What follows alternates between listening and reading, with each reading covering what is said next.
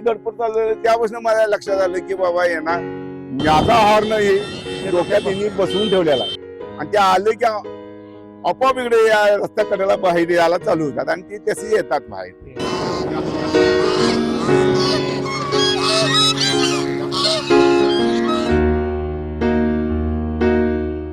गेल्या 8 वर्ष कोरोना काळाच्या आधीच आम्ही थोडी थोडी त्याला गहू तांदूळ आणून घालत होतो.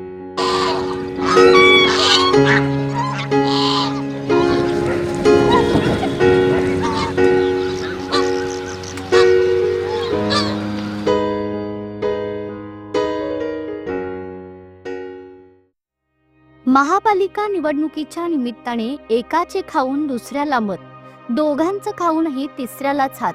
निवडून आलेले सर्वांच्या तोंडावर हात फिरवत राहिले, पण ज्यांचं खायचं त्यांच्याच पाठीशी कसं उभं राहायचं याचा एक आदर्श रंकाळा तलावातील राजहंसांनी घालून दिलाय.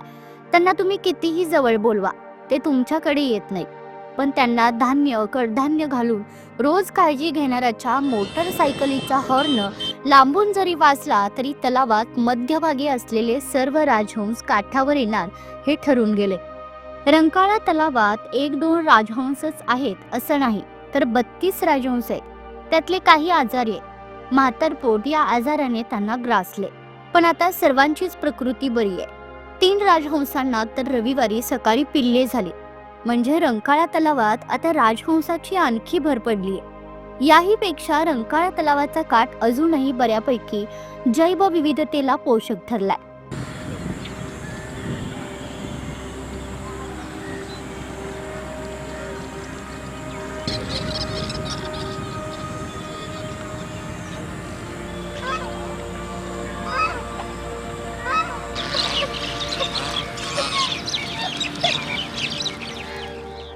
राजहंसाचा पक्का मित्र झालेली ही व्यक्ती म्हणजे विजय साळुंखे.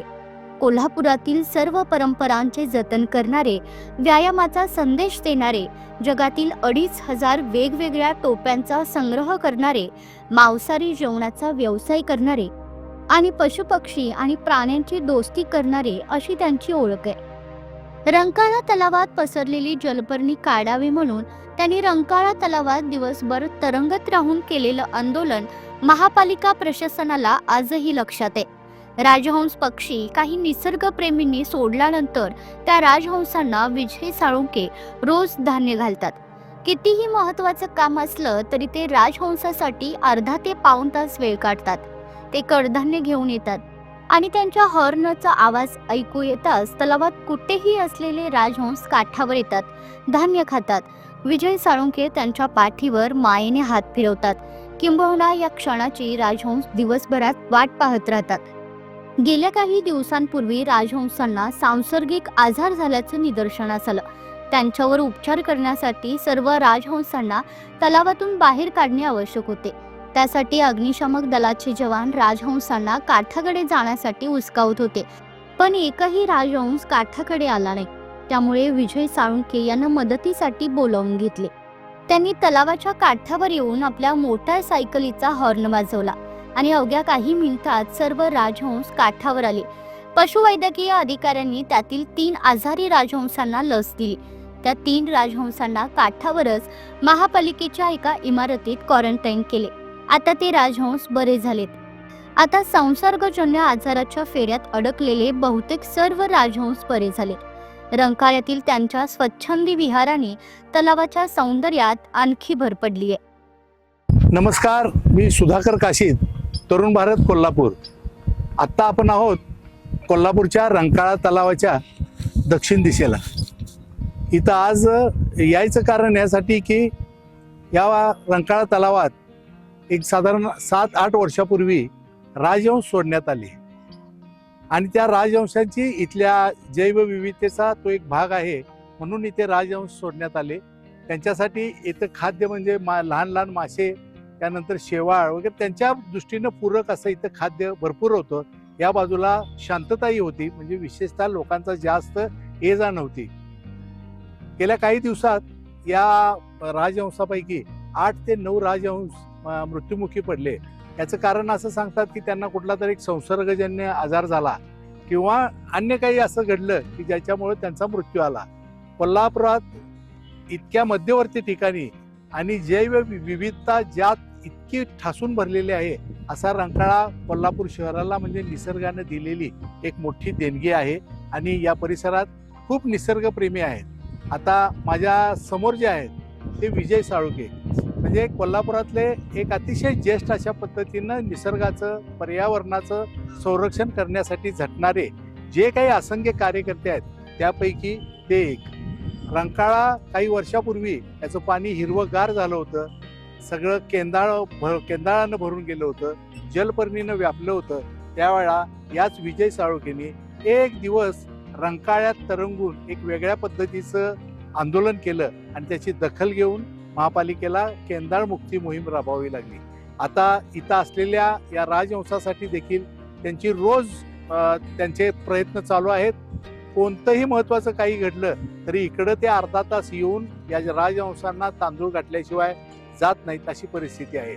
त्यांचं आणि राजहंसाचं नातं इतकं जवळचं झालेलं आहे की ते रंकाळा तलावाच्या या बाजूला येताना ज्यावेळी त्यांच्या दुचाकी वाहनाचा हॉर्न वाजवत येतात त्यावेळा आपोआपच सगळे राजहंस जे पाण्यात असतात ते या काठाला त्यांची आवाज ऐकून येतात आणि ते त्यांना तांदूळ देतात किंवा अन्य खाद्य देतात अशी परिस्थिती आहे. ते या राजहंसाचे मित्र कसे झाले किंवा त्यांनी ह्याची कशी जपणूक करायचा प्रयत्न केलेला आहे ते आता त्यांच्याच तोंडातून ऐकलं तर ते खूप इंटरेस्टिंग होईल. नमस्कार सर. गेल्या 8 वर्ष कोरोना काळाच्या आधीच आम्ही थोडे त्याला गहू तांदूळ आणून घालत होतो.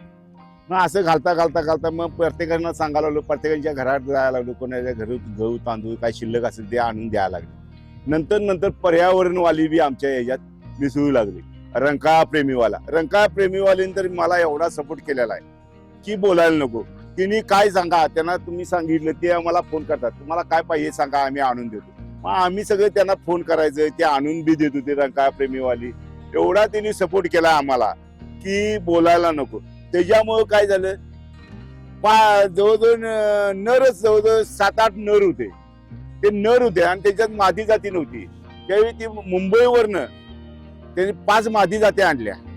5 मादी जाती आणून इथं बाळू पाटील म्हणून आहेत व्यक्तिमत्व, त्या व्यक्तीनं मुंबईवरनं जाऊन गाडीतनं आपल्या स्वतःच्या तिने आणून सोडली. सोडल्यानंतर त्यांची पैदास चालू झाली. पैदास चालू जाताना त्यांचे काय व्हायचं, त्यांचे वजन जास्त असल्यामुळे त्यांची अंडी फुटायची, मात्र व्हायची, कवा 5 पिल्ली तयार व्हायची, कवा 10 पिल्ली तयार व्हायची. एवढ्यापर्यंत सगळं चालू होतं. आणि हे चालू असताना मी त्यांची पैदास करायची, हे करायची. त्यांना मुलांना लहानपणासारखं कोथमीर घालायची. त्यांना लहानपणी असतात ना त्यांना कोथमीर घातली लय आवडते. मग ही तिची पिल्ली मोठी करत आम्ही 39 बटकं तिची आता तयार केली.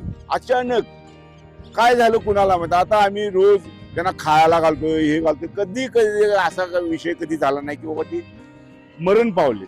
परंतु रंकाळा प्रेमीवाल्यांनी आणि आम्ही सगळ्यांनी ठरवलं की बाबा यांना काहीतरी बाबा ड्रॉप देऊन यांना जगवायचा प्रयत्न करायचा.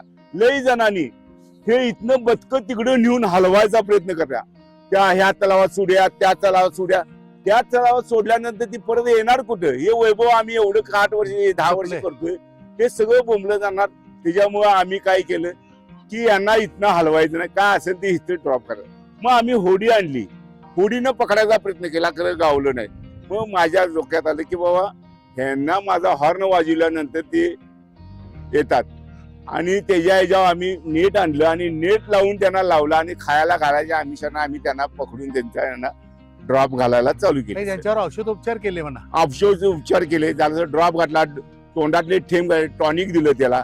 आणि हे सगळं असं करता सगळ्यांनी सपोर्ट करून A1 फॉरेस्टवाली बी आले होते, कॉर्पोरेशन पशुवैद्यकीय अधिकारी होते, महापालिकेचे होते.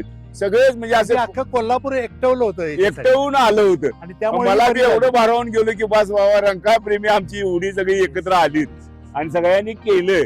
त्याच्यामुळे मी खरोखर त्यांचं धन्यवाद मानतो रंकाळा प्रेमीवाल्यांचं. आता फक्त एक सांगा, एक यातला ठीक आहे ते सगळे बऱ्यापैकी आता हे सगळे राजवंश बरे झालेले आहेत आता, पण ते तुमचा हॉर्न वाजल्यानंतर किंवा साहजिकच आहे आपल्याला जो प्रेम करतो त्याच्या सगळ्या त्याच्यासाठी ते देखील आपला प्रतिसाद देतात तुमच्यासाठी. असं. तर ते हॉर्न वाजवला की त्यांची कशी प्रतिक्रिया सुरू होते? त्याचं कसं आहे, मी एकदा काय आलं खायला घेऊन येतो, 2-3 दिवस यांना खायला काय मिळालं हा. नव्हतं. खायला मिळालं नव्हतं, मग काय काशावीस होतात, कवा आम्ही इकडे बी येत नाही, काय येत नाही आमच्याला, काय कोणा पोषणारचा भात असतो तो बरोबर. घालतोय आम्ही, बरोबर. कधी काय झालं नाही, नसला की हे होते. मग एक दिवस मला आनंद झाला की बाबा आज भरपूर खायला मिळाले, हा. मग आता आपण ते लांब आपण त्याच्या बेल वाजवूया म्हटल्यानं हॉर्न वाजवत आलो आम्ही.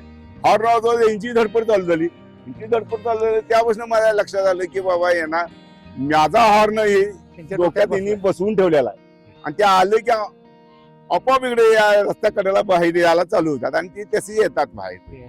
मग या राजवंशाच्या जपणुकीसाठी तुम्ही वैयक्तिक तर करतातच, पण अख्खं कोल्हापुरातले सगळे विविध घटक इथं येऊन त्यांना खाद्य हा, वगैरे सगळे पुरवतात. येतात. आणि यांनी रंकाळ्याचा वैभव वाढवतो. हे वैभव वाढायलाच पाहिजे. हे वैभव वाढलं तर इथं किती लोकेशन आहे बघा, हो, हे हो. झाडी बघा, तिकडे हे बघा, हे बरोबर. आता हे शेड आहे, एक शेड मध्ये काय मी घेऊ शकत नाही. मला एवढंच करायचं आहे की कॉर्पोरेशननं इथं काहीतरी एक कुत्र्यापासून सावध राहण्यासाठी एक जाळी मारून जर दिली आम्हाला कडेनं, अशी एवढी जाळी जर मारली लई छान होईल. आणि त्यांचं खाद्याचं एवढं व्यवस्था करावी. आम्ही घालतोय, आम्ही बी आणतोय, तर थोडंफार कॉर्पोरेशननं जर मदत केली तर कोल्हापूर महानगरपालिकेचं केवढं नाव मोठं होईल. आणि हे पक्षीप्रेमी आहे, आम्ही त्यांचा आभार मानीन आणि काय बोलू म्हणून. त्यांना फक्त आता भीती म्हणजे कुत्र्याच्या हल्ल्याची. कुत्र्याची धारी याची पिल्ली पळवून येतात, हा. म्हणून आम्ही या शेड मध्ये त्यांना ठेवतो आतमध्ये. आता मला असं समजलं 3-4 दिवसापूर्वी यातलं आणि काहीतरी 5-6 पिल्ली झालेली आहेत. हो साहेब, मी तुम्हाला ते दाखवणार आहे. ते आता हे झालेलं आहे, हे दाखवणार आहे मी, आणि तिथे तुम्हाला शेड मध्ये घेऊन जाईन मी. हे सांगडं हे काढा, काय होतंय कोण बी येऊन फोटो काढतोय आणि ते बरोबर. बाहेर हे करतो म्हणून आम्ही बेस्ट पॅक करून ठेवलं. असं मोठं व्हावं हा.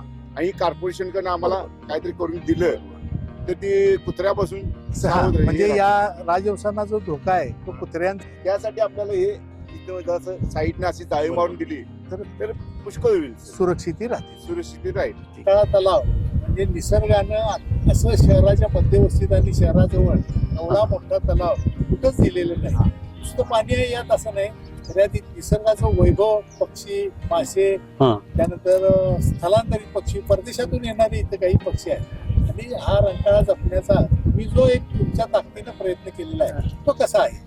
आता गेली 10 वर्ष रंकाळ्यात बदक येतात. प्रत्येक महिन्याला मला वाटते, पावसाळा असून दे, हिवाळा असून दे, उन्हाळा असून दे, प्रत्येक ऋतूचे ज्याप्रमाणे आहे त्याप्रमाणे नवीन नवीन इथं पक्षी बघायला मिळतात. पक्ष्यांची ये जा होते इथं आपल्या इथं.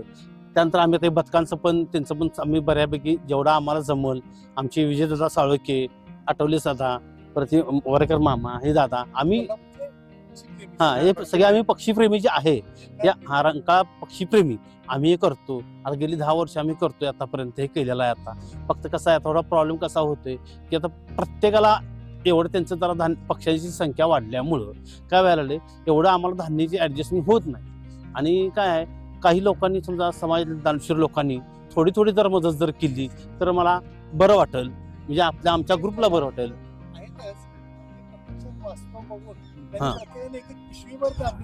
हे देणे जरा आमच्या कसं आहे, आमच्या ह्या कामाला थोडी गती मिळेल आणि त्यानंतर पुढे आम्ही आणि ह्याच्यापेक्षा चांगलं.